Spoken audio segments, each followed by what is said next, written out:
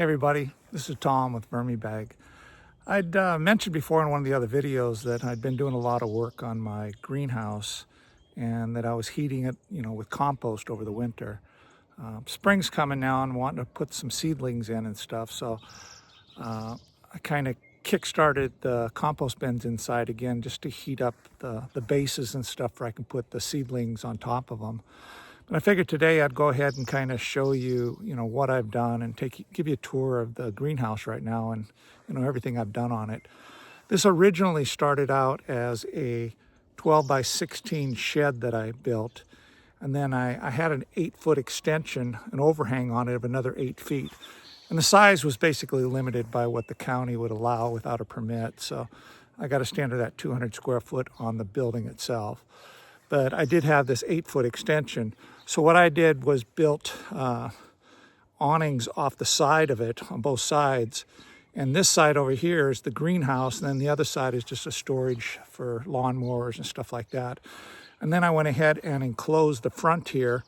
It's not heated or anything, but it's a good potting shed and also a good winter overing area for plants and stuff. It doesn't get a lot of sun in there, just barely on the bottom and stuff due to the way it's facing. It's facing almost due south, but it still doesn't get a lot of sun because in the summertime the sun's up pretty high, so it's shaded pretty good in there. So I'll walk you down and show you what the inside of the greenhouse is like.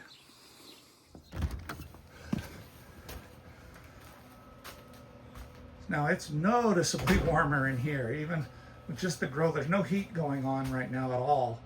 But I have this. I may take this down, this big Mr. Heater, because it's just not needed. I can run the one that's inside the Vermibag shop there and then leave these windows open, and it does just fine. I'd originally thought I would need it, but I don't think I do. Anyway, right now the temperature inside the greenhouse is 68 degrees, or 69 degrees. And the temperature outside is 52. It's a little colder because there's a little bit of breeze out there and stuff. So what I did in here is you always have to have some place to put your plants, on stands, or you want to put some type of shelves and stuff. So I wanted to make everything dual purpose. So the center one is, for placing plants and stuff on and seedlings and stuff. But I have these all so I can just open them up like that. And this is just a compost bin. Now, I threw a bunch of grass in here and mixed it in with this compost to heat it back up again because it really cooled down. Because I want to go ahead and start putting seedlings on top of this. And right now, the compost bin down in the middle is like 120 degrees.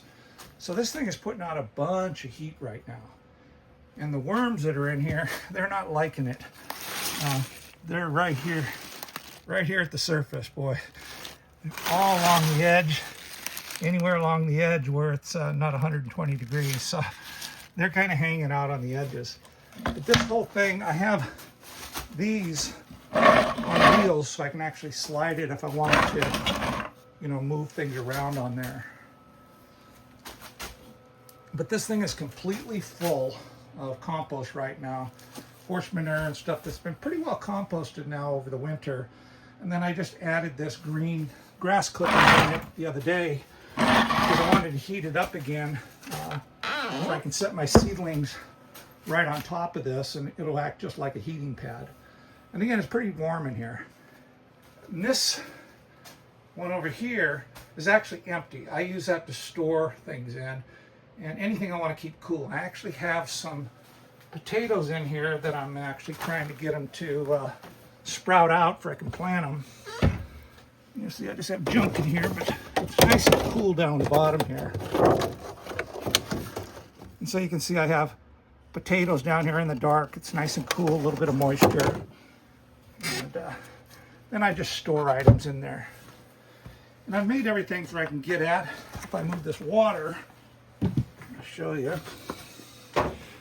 So I can just lift this up, and then I can lift this up one more time. And then that opens up that whole end of this. And the others slide on wheels and stuff, so I can pull the whole thing down. And I made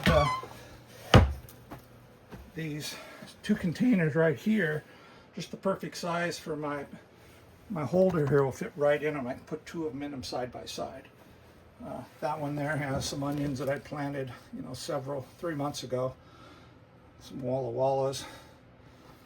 And then I just planted a few things today. I took a couple slips of a tomato over there, a cherry tomato. I'm going to start them. And then I have some bunching onions I planted, and some more romaine lettuce. And then here is the first set of seedlings that I have planted. And you can see here all kinds of peppers. Lots and lots of peppers. And I just planted 3 of each. I mean, you don't need an awful lot, so 3 peppers of each. I'll go slow and you can see the names of them. We'll see how, some of them I've never grown before, so we'll see how they go. And then I have a bunch of cherry tomatoes and stuff, and different types of tomatoes on the backside. So, and I'm just keeping this little hood over this thing, keeping the moisture in here. But when I set this on top of the compost bin right here, I mean, it's nice and warm on this bottom. I mean, it's 120 degrees inside that thing, but it might be 65, 70 on the top of this. It isn't that hot, but it just radiates that heat inside the greenhouse here.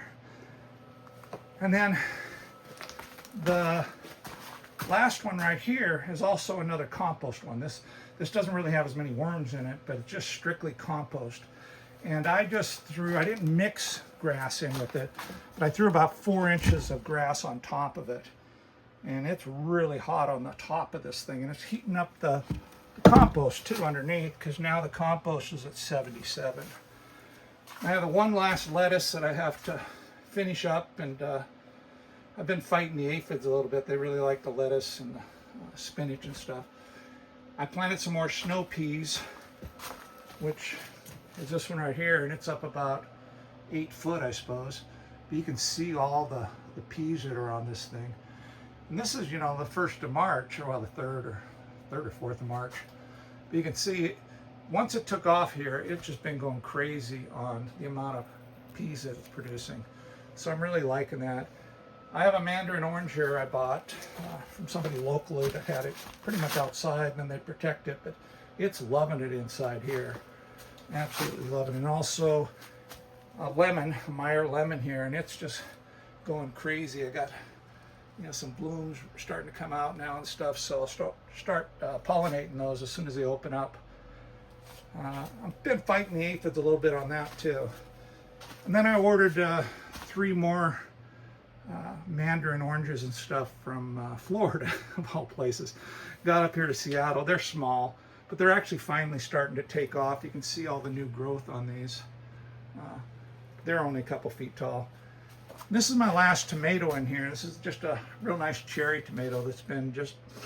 Funny thing is, I pulled this out of the garden in the fall, and I whacked the root ball and I threw it along the side. I was just going to throw it away. And it sat there for about a good week and a half. And then I was like, well, heck, why don't I go ahead and pot that thing and throw it in the greenhouse and see what it does. And man, it recovered right away.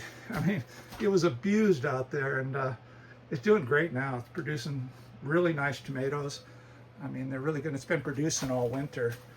Unfortunately, this branch here, I broke it.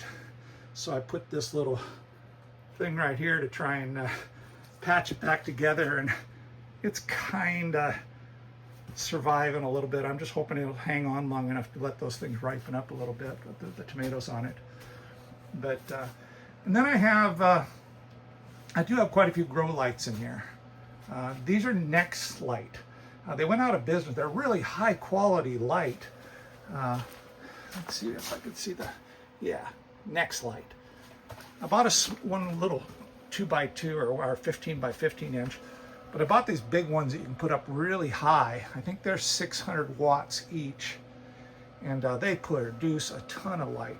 I mean, they light up this whole area down here on the bottom. They work really well, and they also provide a little bit of heat. And then I have 3 of these larger ones that are They aren't as intense as the others. I think these are like 400 watts each. But I can lower them down, so when once the seedlings sprout down here, I can just lower them down with this little pulley system they have and bring them right down on top of the crops. They work really well. I mean, I'm really impressed with them. I mean, it's definitely cost me a little bit of money to run them. I run them in the day here because the days are so cloudy that the plants don't do all that well here in the winter. So depending if it's nice and sunny, I leave them off. And I have them all on these remote, I don't know what these are, this one right here. This is just a Bluetooth switch that I can control with my phone. It turns the switch on and off. And that works great because if I see it's going to be a nice hot day or sunny day, from my phone I can just shut all these lights off, make sure they don't come on. What else in here? The other thing is I have a vent up here that'll kick on at like 90 degrees, 95 degrees up on top, and it'll exhaust out any of the hot air.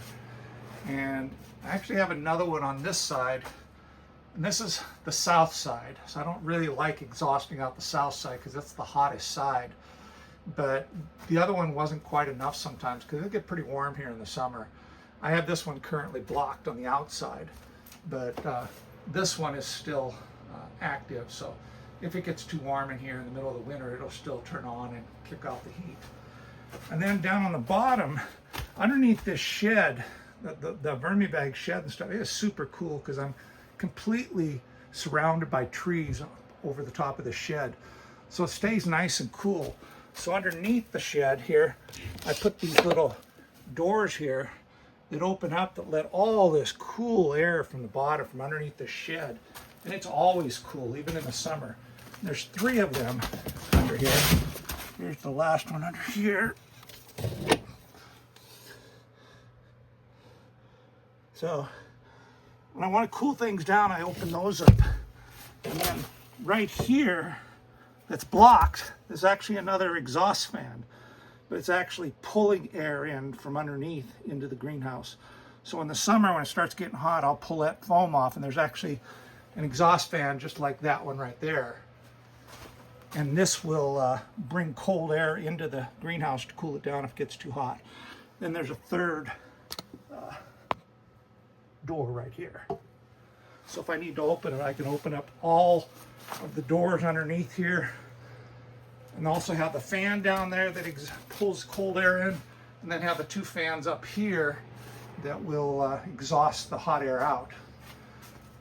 And then the last thing I do is I have a little fan up here that runs basically 24/7, and I have also 2 fans that blow down onto the plants and stuff that I can move around a little bit. It's just a computer fan, a big computer fan, and I have a little rheostat on it that I can change the speed on.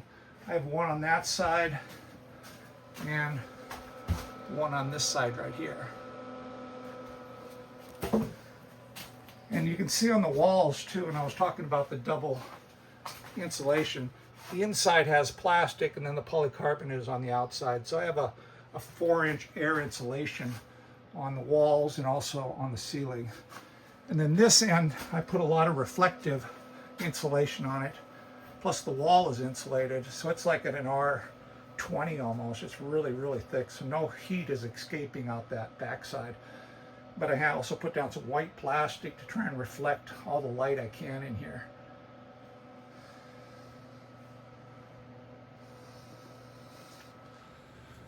So that's about it. Like I said, I've really been enjoying this greenhouse. I mean, it's been a godsend for, you know, someplace, a refuge for me to get out of the house and come down here and be able to work on things. And it's always nice and warm down here, and just fiddle farting around with the plants and stuff and doing things like that. So I'm real happy with it, and the compost has been working great for heating things up in the greenhouse here. So I rarely, if ever, need to use the heater in here. The compost normally will keep this place, you know, definitely in the 50s and 60s.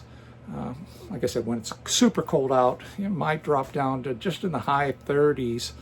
And if it's like that, I'll normally turn the heater on in the vermibag shed and leave these windows open right here, the window right here, and this window open.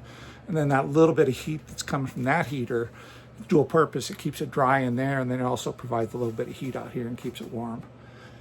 But anyway, I'll probably do another follow-up video, hopefully here pretty soon, as I start doing some of these transplantings and stuff on the seedlings and do some more planting. And like I said, I'm using an awful lot of worm compost on a lot of this stuff, so those vermibag wedges are producing so much worm castings for me that I use tons of it for everything. So anyway, this is Tom from Vermibag. Until next time, ciao.